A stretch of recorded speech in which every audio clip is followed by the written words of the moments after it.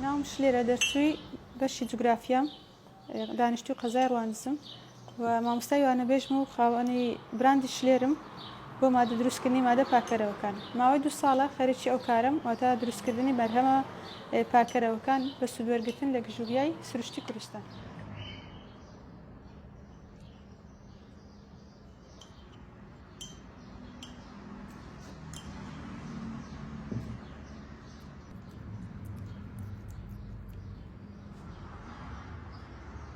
بۆ ساختکردنەوەی بەرهەمەکانم سەرەتا پشتم بە ڕێگەی ئۆنلاین دەبەست، ینی تەنها لە ڕێگەی پێیجەکانمەوە ڕکلام بۆ شتەکانەوە کرد، داواکاریەکانیش هەر لێ ڕێگەی پێیجەکانمەوە بوو.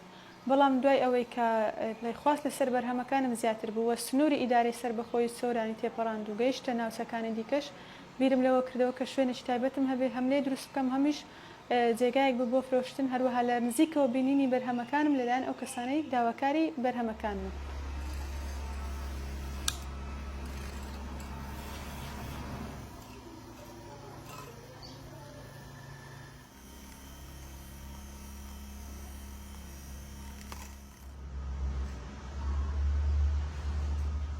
ئەوەی ئێستا دروستێکەم لەبەر دەستمە غسوولە یاخود هەرچەندە من هەوڵم داوە لە زۆرینەی بەرهەمەکانم ناوی کوردی بەکاربێنم.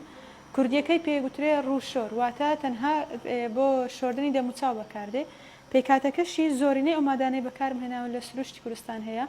پێکاتە سەرچێکەکەی گوڵە بەیبوونە، هەروەها ئاوی گوڵە بەیبوون لەگەڵ زەیتی گوڵە بەیبوون کە ئیسفادەی زۆرە هەروەک ئەزانین گوڵە بەیبوون جگەلەوەی بۆ خواردنەوە بۆ تەندروستی باشە بە هەمان شێوە سوودت بە پێستی شەگەێنێ لەگەڵ چەند مادەیەکی کە هەمویان لە سروشدا وەرگیراون، یانی هیچ زیانیان نییە. بۆیە بەرهەمەکانم ئەگەر بێت و 100% سوودیشان لێ وەرنەگیرێ بەڵام هیچ زیانێک بە پێست و بە قژ ناگەین لەبەر ئەوەی بە ڕێگایکی زانستی هەروەها بە ڕێگایکی تەندروستی فێرکراوین و هەرمان ئەو ڕێگایش تاقیەکەینەوە بەکاریگەین.